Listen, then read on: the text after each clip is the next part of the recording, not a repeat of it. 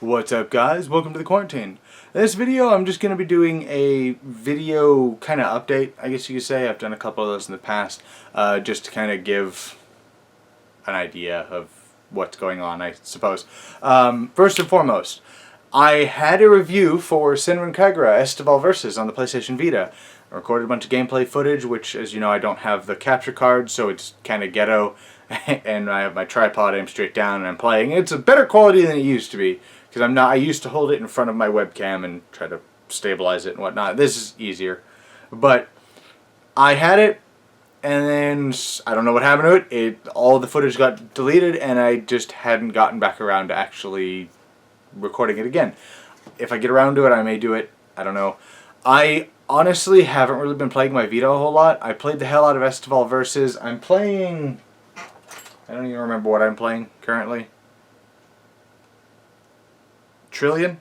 God of Destruction? I'm playing that. Really fun game. If I can get around to it, I might review it. Video games are just a lot harder for me to review than it is a board game. A board game, I can pull it out, and in one day I can play the game 12 times. No problem. Or at least, 3 or 4 times in a day. And it take me a couple days, and I've played it enough to be comfortable reviewing it, and boom, it's done. Whereas a video game does take a lot more effort, because personally I don't feel comfortable reviewing a game unless I've beaten it. I may start just saying to hell with it and just review it, and just after like 5 hours or whatever, and just do what the other reviewers do. I don't know. But that's the reason that I haven't really done a lot of video game reviews. It's been, I think, like, what, 2 months or something since the last video game review. If you, I guess, let me know in the comments what you'd like me to do. If you would rather me put out some content after 10 hours, or if you want me to just kind of keep doing what I'm doing. Currently I'm playing Overwatch. That's not really a game you can beat, and I think I have like 35 hours into it already. So I may go ahead and review that. I don't know.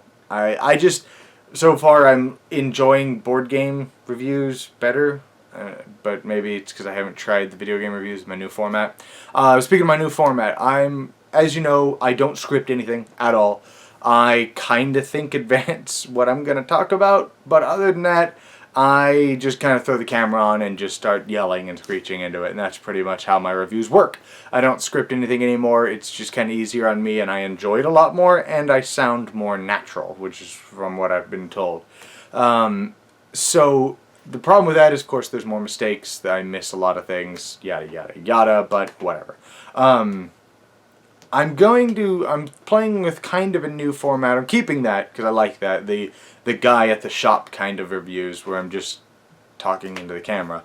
But what I'm thinking about adding is, and I hate to compare it with him, but like my brother said, I like an IGN style, like at the end, have a pros and cons for like board games and video games. After I've talked about them, or maybe before I talk about them, or during, or however. Kind of what I used to do with some of the old Vita reviews, like at the end of the Senran Kagura one, it would show like pros, cons, meh, and I would always put Habari as a con, I think. But I was thinking about trying to implement that again. I kind of like that system, and I feel that maybe if I always put in a minimum of 2 negative things, regardless, even if I love the game, like my favorite game of all time, Battlecon, putting in some negatives to that, because I can think of a few negatives that maybe some people would need to know. So I'm thinking about adding something like that in to my reviews. Let me know what you think about that for like the 30 people who might watch this. Your input is always valuable. I read every comment that's posted. If you don't already know, my Spiral Empires game that I have posted a video of, very crappy because I was nervous as hell, but a crappy video of Spiral Empires. I do have that basically fully finished. I just need to get around to giving people the player screens, which I haven't really had the time to do.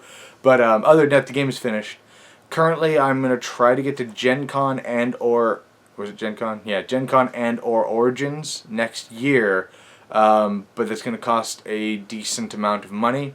So if you'd like to support me there, I do have a GoFundMe, which I'll put down here.